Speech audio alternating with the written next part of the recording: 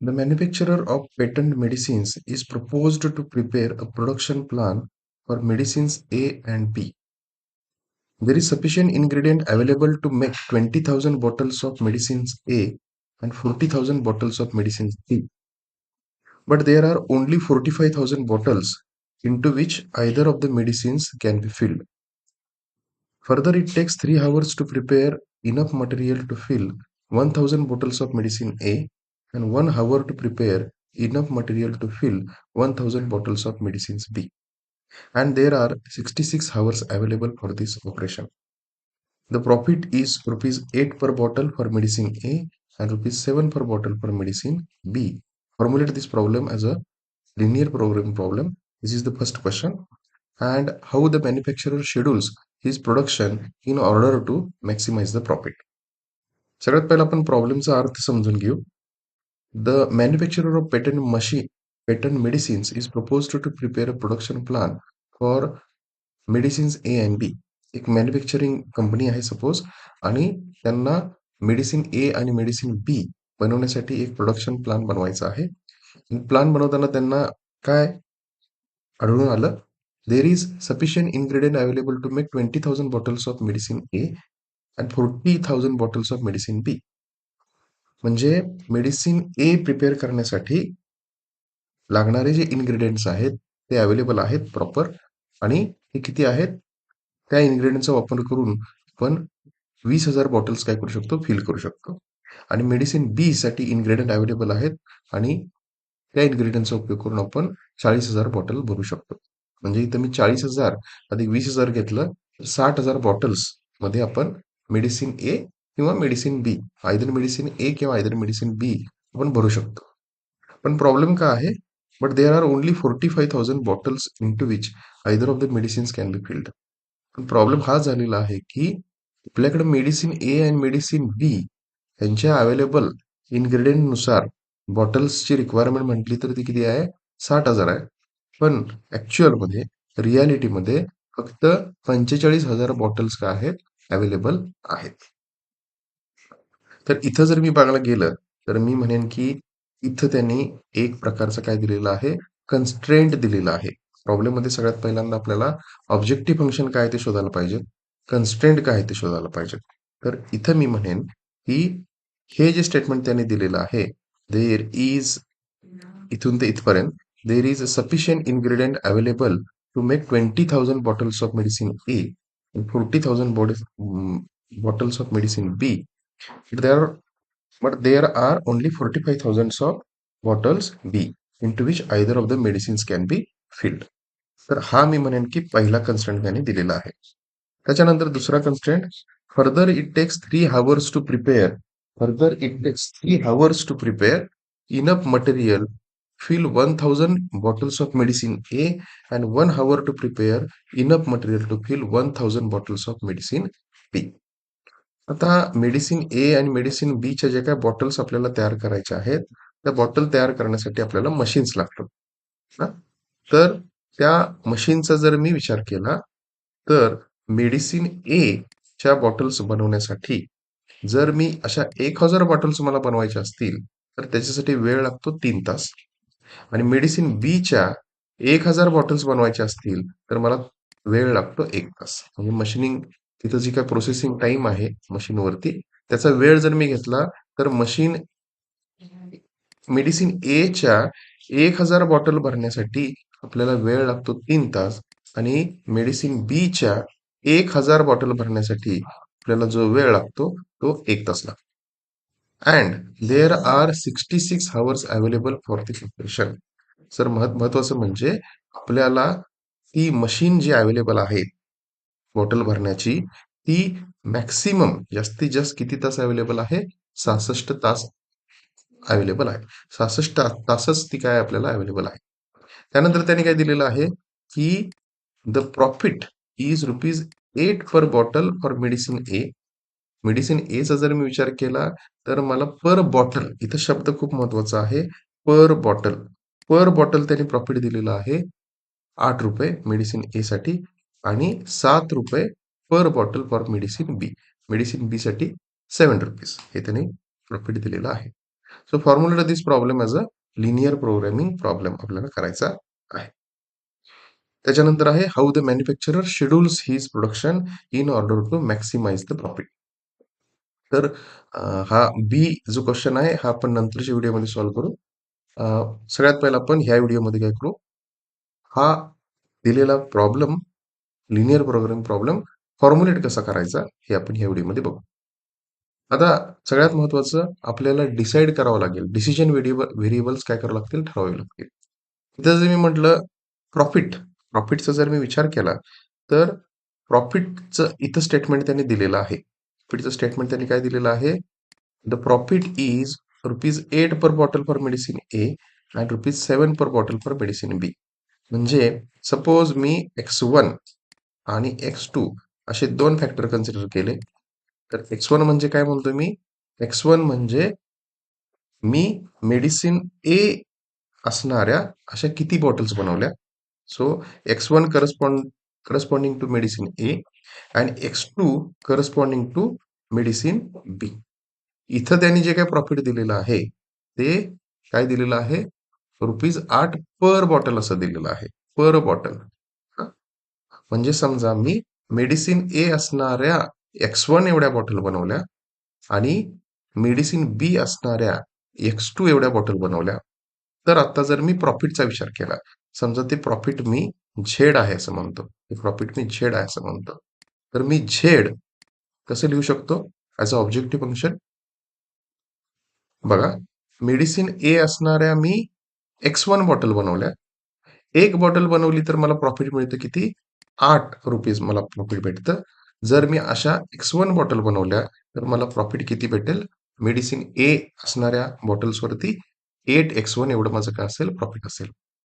तेच जर मी मेडिसिन बी ची एक बॉटल बनवली, मेडिसिन बी असणारी एक बॉटल बनवली, तर एका बॉटलवरती मला प्रॉफिट किती भेटतं? ₹7 भेटतं. अशा जर मी X2 बॉटल्स बनवल्या, तर मला प्रॉफिट किती भेटेल? 7x2 हे माझं काय असेल? प्रॉफिट असेल. हां, तर हेच इथं काय झालं आपलं फायनली ऑब्जेक्टिव्ह फंक्शन झालं. बरोबर? आणि ह्या ऑब्जेक्टिव्ह फंक्शनमध्ये आपण काय कन्सिडर केलं? मेडिसिन एच्या एका बॉटलवरती प्रॉफिट होतं ₹8 आणि मी अशा X1 बॉटल बनवल्या म्हणून माझं प्रॉफिट झालं 8x1 आणि मेडिसिन बीच्या एका बॉटलवरती मला प्रॉफिट होतं ₹7 आणि मी X2 एवढ्या बॉटल्स बनवल्या तर मला प्रॉफिट किती भेटेल? 7x2 एवढं भेटेल. महत्वाचं इथं प्रॉब्लेममध्ये प्रॉफिट हे देत असताना त्यांनी पर बॉटल दिलेलं आहे. मेडिसिन ए साठी आणि मेडिसिन बी साठी. तर हे माझं इथं जे मी लिहिलं हे काय झालं? ऑब्जेक्टिव्ह फंक्शन झालं. तर महत्वाचं आपण इथं X1 आणि X2 म्हणजे काय कन्सिडर केलेलं आहे? X1 म्हणजे नंबर ऑफ बॉटल्स आहेत मेडिसिन ए असणाऱ्या आणि X2 म्हणजे नंबर ऑफ बॉटल्स आहेत मेडिसिन बी असणाऱ्या. तर ऑब्जेक्टिव्ह फंक्शन आपल्याला क्लिअर कट कळालं. आता याच्यानंतर मग आपल्याला विचार करावा लागेल कन्स्ट्रेंट्सचा. आता बघा, त्यांनी काय सांगितलेलं आहे? There is sufficient ingredient available to make 20,000 bottles of medicine A. So medicine A मी ज्यावेळी म्हणणार त्यावेळी it is corresponding to X1. हा, आणखी मेडिसिन बी ज्यावेळी मी म्हणणार त्यावेळी ते करस्पॉन्डिंग टू का आहे? X2 आहे. हा, so medicine A is corresponding to X1, medicine B is corresponding to X2. So there is sufficient ingredient available. Available म्हटलेलं आहे त्याने. म्हणजे मॅक्सिमम अवेलेबिलिटी मेडिसिन ए ची बॉटलची किती आहे? 20,000 एवढी आहे. आणि मेडिसिन बी साठी बॉटलची अवेलेबिलिटी किती आहे? 40,000 एवढी आहे. म्हणजे मी असं मॅथमॅटिकली लिहू शकतो की मी जर X1 बॉटलचा विचार केला तर ती अवेलेबिलिटी मॅक्सिमम किती आहे? 20,000 आहे. त्यामुळे X1चं उत्तर हे किती आहे? 20,000 आहे. 20,000 आहे. सो X1 हे 20,000च्या वरती काउंट बॉटलचा काय होणार नाही? जाणार नाही. कारण मॅक्सिमम अवेलेबिलिटी किती आहे? 20,000 आहे. आणि तेच जर मी मेडिसिन बीचा विचार केला, सो X2चा जर मी विचार केला, X2चा मॅक्सिमम काउंट किती आहे? 40,000 आहे. त्यामुळे X2चा हा माझा कन्स्ट्रेंट जो का असेल, तो किती आहे? 40,000 एवढा आहे. तो मी पहिला कन्स्ट्रेंट हा लिहून घेतला. X1 is less than or equal to 20,000. There is sufficient ingredient available to make 20,000 bottles of medicine A म्हणून आणखी 40,000 बॉटल्स ऑफ मेडिसिन बी साठी मी हा 2 नंबरचा कन्स्ट्रेंट लिहून घेतो.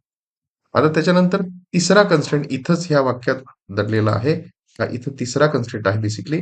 सो तिसरा कन्स्ट्रेंट काय सांगतो आपल्याला, but there are only 45,000 bottles into which either of the medicines can be filled. म्हणजे मी मेडिसिन ए आणि मेडिसिन बी ह्या असणाऱ्या बॉटलचा एकत्रित विचार केला, म्हणजे मी X1 अधिक X2 असं जर मी घेतलं, तर ह्याचा असणारा जो काउंट आहे हा काय आहे, 45,000 बॉटलच आपल्याकडे अवेलेबल आहेत. त्यामुळे याचं उत्तर हे आहे, it is less than 45,000. Less than काय आहे, 45,000 आहे. तो हा इथं झाला तिसरा कन्स्ट्रेंट. त्याच्यानंतर पुढचं स्टेटमेंट जर मी बघितलं, तर पुढचं स्टेटमेंट काय सांगितलेलं आहे त्यांनी, त्या मेडिसिन ए आणि मेडिसिन बीच्या बॉटल फिल करण्यासाठी मशीन्स लागतात. त्या मशीनच्या हवरचा अवेलेबिलिटीचा कन्सर्न त्याने दिलेला आहे. Further it takes 3 hours to prepare enough material to fill 1,000 bottles of medicine A. पण इथं मात्र बघा, इथं त्यांनी जे हवर्स सांगितलेले आहेत, ते हवर्स हे एका बॉटलसाठी सांगितलेलं आहे. म्हणजे एका बॉटलसाठी मशीनिंग हवर्स किती आहेत असं त्यांनी सांगितलेलं नाही. त्यांनी सांगताना 1,000 बॉटलसाठी किती वेळ लागतो हे सांगितलेलं आहे.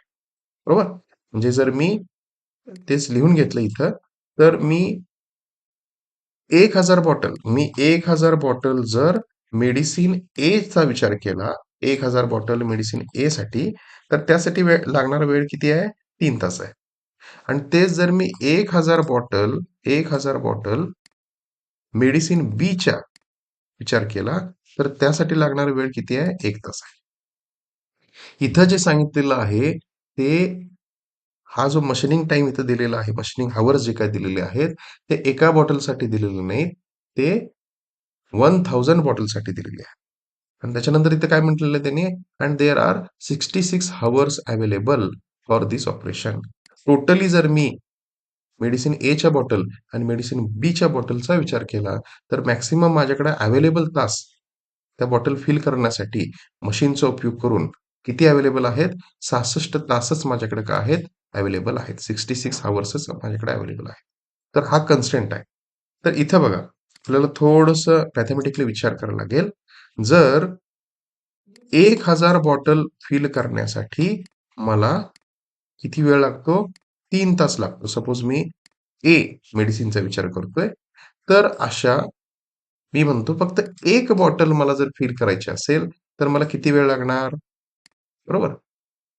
1,000 बॉटलसाठी जर मला 3 तास लागतात, तर सिम्पली एक बॉटल फिल करण्यासाठी मला किती वेळ लागणार, तो वेळ किती असणार, ऑब्वियस 3/1000. बरोबर का? इथं 3/1000 हा वेळ काय दाखवतो, एका बॉटलसाठी लागणारा वेळ. सेम तसं जर मी मेडिसिन बी साठी विचार केला, तर एका बॉटलसाठी लागणारा वेळ किती आहे, 1/1000. 1/1000 हा काय झाला, एका बॉटलसाठी वेळ झाला. आता जर मी मेडिसिन ए च्या किती बॉटल्स बनवलेल्या आहेत, X1 बॉटल्स बनवलेल्या आहेत. एका बॉटलसाठी वेळ लागतो 3/1000. तर जर मी अशा X1 बॉटल कन्सिडर केल्या, तर त्यासाठी लागणारा वेळ किती असेल, 3/1000 इंटू X1. आणि जर मेडिसिन बी च्या मी किती बॉटल्स बनवलेले आहेत, X2 एवढ्या बॉटल्स बनवलेल्या आहेत. एक बॉटल बनवण्यासाठी वेळ लागतो 1/1000. तर मी अशा X2 बॉटल्स बनवल्या, तर त्या X2 बॉटलसाठी लागणारा वेळ किती असेल, 1/1000 प्लस X2. आणि आता मेडिसिन ए आणि मेडिसिन बी चा कंबाइंडली जर मी विचार केला, बॉटल बनवण्यासाठी लागणारा वेळ, आणि मी मेडिसिन ए च्या X1 बॉटल्स बनवल्यात आणि मेडिसिन बी च्या मी X2 बॉटल्स बनवल्यात, तर त्याचा एकत्रित जर टाइम मी कन्सिडर केला, तर तो किती असेल, 3/1000 X1 प्लस 1/1000 X2. आणि हा एकत्रित टाइम झाला, बरोबर? हा आपल्याला लागणारा टाइम झाला. पण प्रॉब्लेम मध्ये त्यांनी काय सांगितलेलं आहे, मॅक्सिमम टाइम जो अवेलेबल आहे, हा मॅक्सिमम टाइम हा 66 तासच अवेलेबल आहे. बरोबर? त्यामुळं इथं मात्र मी लिहून घेताना इथं मात्र लिहून घेणारा हे जे काय आन्सर आहे it is always less than equal to 66. कारण त्यांनी काय सांगितलेलं आहे मॅक्सिमम तास अवेलेबल जे आहेत ते 66 एवढेच आहेत. त्यामुळे हेच इक्वेशन सिम्प्लिफाईड फॉर्म मध्ये मी कसं लिहू शकतो? सिम्प्लिफाईड फॉर्म मध्ये मी कसं लिहू शकतो? 3x1 plus plus x2 it is less than or equal to 1000 मी तिकडे घेऊन गेलो फॅक्टर इथे मी लिहू शकतो 66,000. बरोबर. So 3x1 plus x2 it is less than equal to 66,000 असं मी लिहू शकतो. तर हा त्याने दिलेला काय होता कन्स्ट्रेंट होता. कशासाठी? मशीनचा हवर्स जे काय अवेलेबल होते त्यासाठी त्यांनी दिलेला तो कन्स्ट्रेंट होता. आणि finally the profit is ₹8 per bottle for medicine A आणि ₹7 per bottle for medicine B हे जे त्याने दिलेलं होतं तर ह्यातूनच ते आपण हे ऑब्जेक्टिव्ह फंक्शन इथं लिहून घेतलेलं आहे. बेसिकली ऑब्जेक्टिव्ह फंक्शन आपण लिहिलेलं आहे. त्याच्यानंतर कन्स्ट्रेंट्स इथे लिहिलेले आहेत. पहिला कन्स्ट्रेंट लिहिला x1च्या बाबतीत, दुसरा होता x2च्या बाबतीत आणि हा कन्स्ट्रेंट काय होता? नंबर ऑफ बॉटल्सच्या अवेलेबिलिटीच्या संदर्भात होता. हा हा सुद्धा बॉटल्सच्या टोटल अवेलेबिलिटीच्या संदर्भात होता आणि इथं जो कन्स्ट्रेंट होता, हा जो कन्स्ट्रेंट आहे, हा कन्स्ट्रेंट काय होता त्या मशीनच्या हवरच्या अवेलेबिलिटीच्या बाबतीत होता. फायनली हेच व्यवस्थित जर मी इथं सांगायचं झालं तर x1 म्हणजे काय? आपण काय कन्सिडर केलेलं आहे? Number of bottles of medicine A. x2 म्हणजे number of bottles of medicine be consider केलेलं आहे. ऑब्जेक्टिव्ह फंक्शन आपलं असेल ऑब्व्हियस 8x1 प्लस 7x2. त्याच्यानंतर कन्स्ट्रेंट त्यांनी जसे सांगितलेले आहेत त्या कन्स्ट्रेंट नुसार जर मी विचार केला तर पहिला कन्स्ट्रेंट त्यांनी इनग्रेडियंटचा कन्स्ट्रेंट सांगितला होता. x1 बॉटलसाठी x1 साठी इनग्रेडियंट अवेलेबिलिटी जी काय आहे ती किती आहे? 20,000 होती. It is less than equal to 20,000 आहे. त्याच्यानंतर मेडिसिन बी साठी म्हटलं तर ती लेस दॅन 40,000 आहे. त्याच्यानंतर बॉटल फिलिंग कॅपॅसिटी म्हणजे मॅक्सिमम आपल्याकडे किती बॉटल्स अवेलेबल होत्या? 45,000च बॉटल अवेलेबल होत्या. त्यामुळं इथं सुद्धा मी साइन काय पुट केलं? Less than or equal to put केलं. हे साइन इम्पॉर्टंट आहे. त्याच्यानंतर टाईमचा कन्स्ट्रेंट त्याने दिलेला होता. हां, अवेलेबिलिटी 66 हॉवर्स होती. आणि हे आपण मॅथेमॅटिकल कन्व्हर्जन करून घेतलं. 3x1 plus x2 it is less than equal to 66,000 आणि त्याच्यानंतर हा एक कन्स्ट्रेंट आपल्याला कन्सिडर करावा लागेल नॉन निगेटिव्हिटी कन्स्ट्रेंट. इथं जे आपण x1 आणि x2 हा जो डिसिजन व्हेरिएबल कन्सिडर केलेला आहे x1 आणि x2 हा डिसिजन व्हेरिएबल जो कन्सिडर केलेला आहे तो डिसिजन व्हेरिएबल ची व्हॅल्यू ही आयदर 0 असेल किंवा पॉझिटिव्ह असेल. बरोबर. ती निगेटिव्ह कधीही नसणार. म्हणजे नंबर ऑफ बॉटल्स आपण कधीही निगेटिव्ह प्रिपेअर करू शकत नाही. एक तर आपण बॉटल बनवल्याच नाहीत किंवा बॉटल बनवताना पॉझिटिव्ह एंडला बनवल्या हे आपल्याला असं कन्सिडर करावं लागेल. त्यामुळं x1 आणि x2 हे नेहमी काय असतील? पॉझिटिव्ह असतील. त्यामुळे इथं लिहिलेलं आहे की x1 is greater than or equal to 0 आणि x2 is also greater than or equal to 0. So I hope या व्हिडिओमध्ये हे त्यांनी कन्स्ट्रेंट्स दिले होते आणि थोडंसं ते कन्फ्युजिंग होतं. प्रॉब्लेममध्ये देताना स्टेटमेंट्स त्यांनी सरळ दिलेले आहेत. थोडे ट्रिकी केलेले आहेत. थोडे ट्विस्ट केलेली आहे त्याच्यामध्ये. त्यामुळे आय होप हा व्हिडिओ तुम्हाला युजफुल असेल आणि हा व्हिडिओ जर तुम्हाला आवडला तर नक्की इतरांना शेअर करा.